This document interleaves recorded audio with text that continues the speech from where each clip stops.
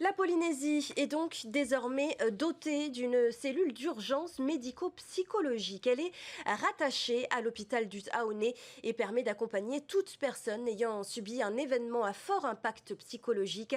Le dispositif a prouvé son efficacité dans l'Hexagone. On en parle tout de suite avec Laure Philibert et Tauhiti Tauniwamusan. Oui, bonjour, docteur Jean Septi, je suis le médecin coordonnateur de la cellule d'urgence médico-psychologique sur le Taoné. Je me permets de t'appeler parce qu'on a reçu une demande concernant une situation qui a eu lieu hier. Accidents, disparitions, catastrophes naturelles ou décès brutal, des événements inattendus qui affectent les victimes, leurs proches et les témoins. Ces professionnels de santé accueillent des dizaines de patients chaque mois au sein du pôle de santé mentale, des patients confrontés à des chocs et qui doivent composer avec des blessures invisibles et pourtant douloureuses. C'est un soulagement, c'est une avancée parce que le besoin il est présent depuis très longtemps. Le gros problème c'est que les chocs psychologiques, les traumatismes psychologiques, en fait par définition les gens n'en parlent pas, les gens ne veulent pas en parler parce que ça fait honte. Il y a beaucoup de honte et de stigmatisation par rapport à ça. Donc c'est très difficile d'aller demander de l'aide.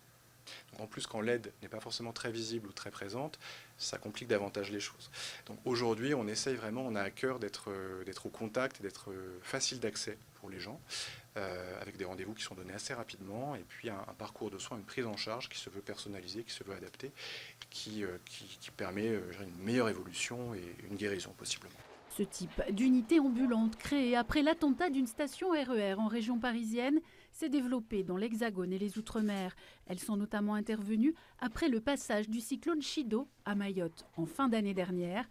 À Tahiti, la première a vu le jour au mois de juin, le fruit de 3 ans de travail entre les centres hospitaliers du Taoné et Charles Perrins à Bordeaux. Il faut savoir que pour la CUM, c'est valable partout sur le territoire, que ce soit en métropole, et je pense aux collègues de La Réunion, on était il n'y a pas très longtemps, au mois de janvier, suite à l'ouragan Chido qui a été désastreux. C'est vraiment un travail en réseau, c'est-à-dire qu'il faut avoir 2-3 personnes qui travaillent à temps plein là-dessus, sur ce sujet-là, qui font les consultations au jour le jour, des gens qui viennent. Et il faut des réseaux de volontaires, psychiatres, psychologues, infirmiers, puis tous les partenaires d'autres structures. Quand il y a un événement massif, il y a eu une alerte tsunami il n'y a pas très longtemps. Bon, il y a quand même les accidents, il y a la vallée de Papineau, il y a eu quand même très régulièrement des accidents absolument terribles, qu'il puisse tout de suite y avoir des renforts qui viennent aussi prêter main forte s'il y a une demande qui vient de la Polynésie.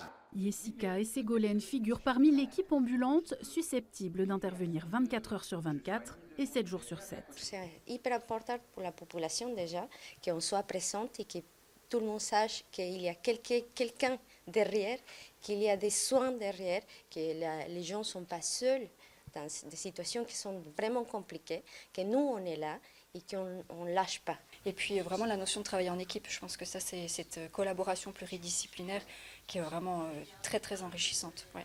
Les cellules d'urgence médico-psychologique seront aussi développées dans l'ensemble des archipels du Fénois.